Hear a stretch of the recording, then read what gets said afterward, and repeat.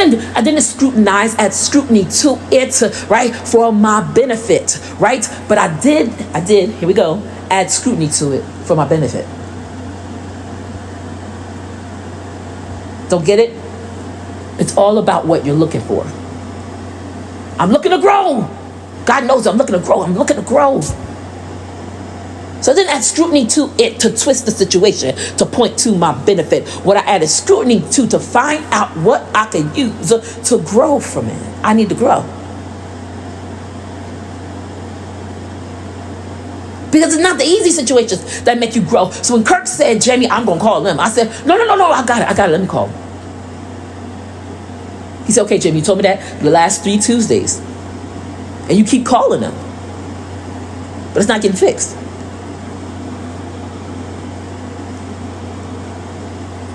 A lot of us run from the grow experiences, but what you don't realize is in the grow experiences lies the pain and the hurt for you to come up in. If the situation does not hurt, you will not grow at all. You will not grow in a happy situation, ever. You have a happy situation, happy in Jesus Christ. Nice. But you will never grow in a happy situation. I told Harmony and Pastor Keysecker yesterday, there's got to be suffering. And Pastor Keysecker said something about how we suffering with something. I said, yes, but there's got to be suffering. I said, because if there's no suffering, there's no glory.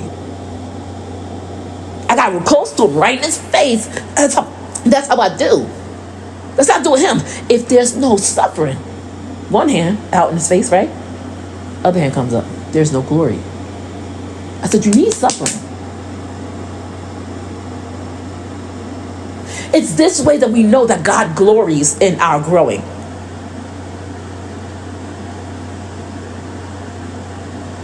Because the growing process always takes place in the field, the dirt of pain. Change, transition takes place in pain.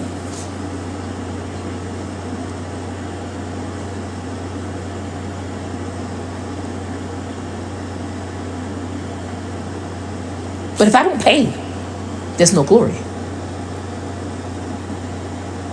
Tells me. If I'm not growing, there's no glory.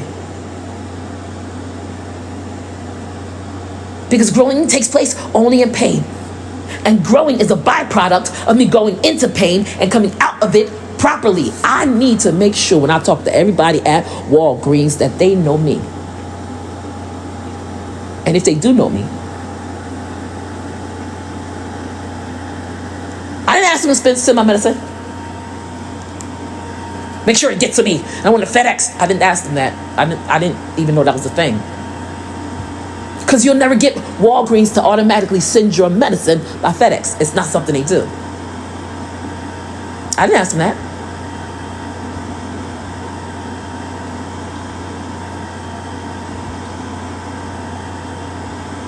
But when they asked me what was wrong with me, I answered it with the lovingness inside of me, and I told them an answer without them knowing. I gave them an answer to what I think will help what's wrong in them. You get it? What's wrong with how can we help you, Miss Harges? When they say that, it's an open-ended question. There's my opportunity because it's not a yes or no question. So it's open-ended. If they ask me, how can we help you, Ms. Harges? That's my opportunity to come at them and tell them how God can help them. So even if I tell them about my situation, I always end it with, yeah, but I went to church on Sunday and I realized, or I was watching Pastor David in his Tri-State Fellowship on TV, and I heard him say, be cream. Basically. He said, they didn't say that. He said, cream always rises to the top. But in my ears, I heard, be cream. And I hear, why? Because cream rises to the top. I've got something to say about what God has shown me. They know I'm suffering. They've seen the suffering. They know what's inside the package. They asked me while I was on the phone, how are you feeling? Because I started having an asthma attack. I said, I feel like you want me to die.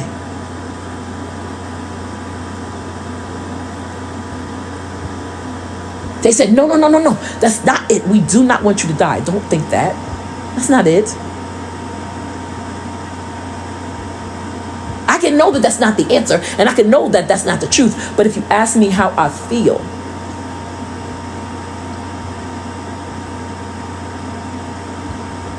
your actions will dictate to me how you really feel. So if you ask me how I feel, and I know I need something based on what you have in your hand, if you ask me how I feel, I'm going to tell you how I think you feel about me. Because if you felt differently, I would have it in my hand. God, right? If you felt differently about my situation, then this creation would have a Maserati. Even if it did make me miserable. Who cares? I want what I want when I want it. And that's the unacceptable part of it. Because we turn and tell God all the time, I want what I want when I want it. I'll tell Walgreens, I want what I want when I want it. And in the back of my mind, I'm just thinking, I want them to get saved. And in the back of my mind, I'm thinking, I want them to still send my medicine. I want Uber to send my medicine. The day before, I was from 12 o'clock until midnight. When I went to bed, I was focusing on being alert and aware of my phone. I don't carry my phone around with me. So I was alert and aware because I had called them and Bridget had told me, yes, your medicine is on its way here.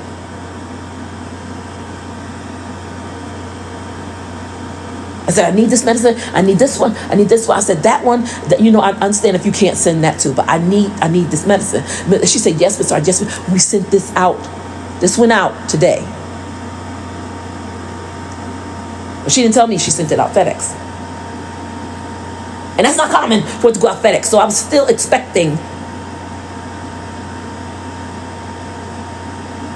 DoorDash to bring what FedEx is bringing, right? How many of us we do it? We're still expecting. And we won't get it. And our doctor is crazy, right? We end up calling Walmart or Walgreens and asking, I need to speak to your supervisor.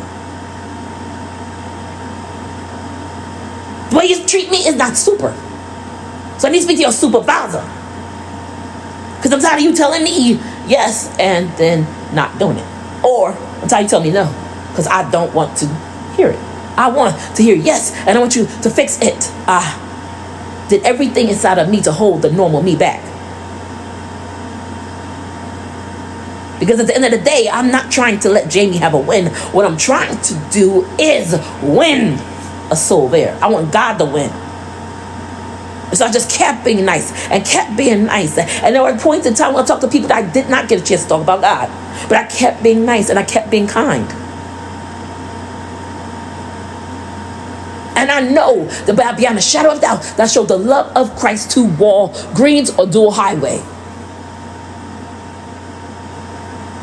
And they sent me my medicine through FedEx. I keep saying that because it's a blessing, right? They did not have to do it. God didn't have to give you what he gave you, but he did. Hezekiah was already sick. Wasn't he? Selah.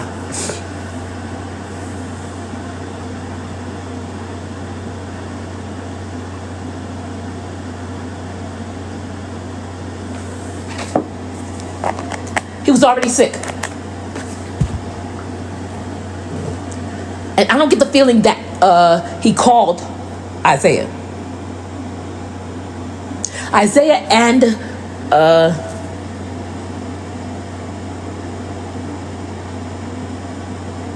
his cousin was a king. I'm not feeling too well right now, so I don't remember his name. But his cousin was king. And we saw a picture. Isaiah could not see God because his cousin was standing in between him and God. His cousin died. His cousin got sick and died. And Isaiah knew it. Because after David After Solomon, really. For a while, it was always 10-2. So the Judah, which was made up of Judah and Benjamin, and then the other 10 tribes. So it's 2 kings always for the 12 tribes of Israel until Jesus came, and then there's one. It is one. Because he won, it is one, right?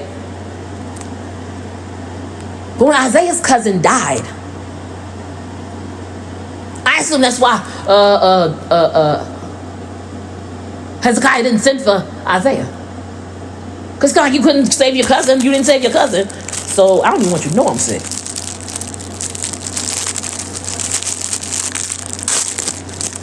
I just assume that that's what happened, but we don't know. Either way, we do know that Hezekiah was sitting there sick and didn't say a thing.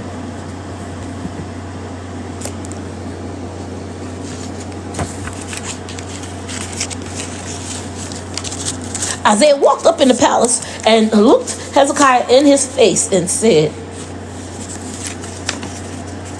"Get your stuff together. You're going to die."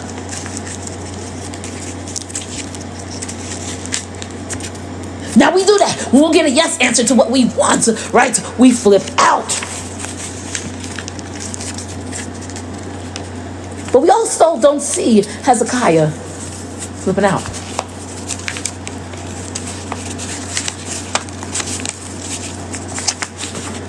I know it's a long build up to a small picture, because I wanted you to be able to relate it, right, to now. There are times when I get sick and I want my medicine and I cannot get it. And I was blessed to have an advocate.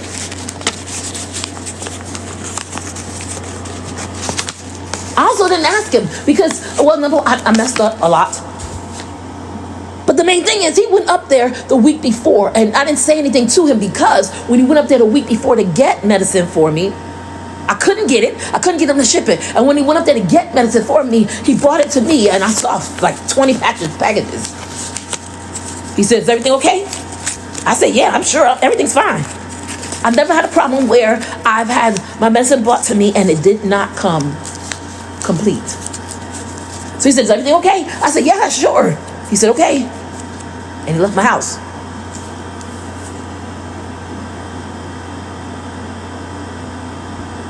But everything wasn't okay. And very quickly we are quick to say, "I need to speak to your supervisor." But something slowed me down that day. I just stopped. Literally stopped still. I was angry. I stopped and said a prayer.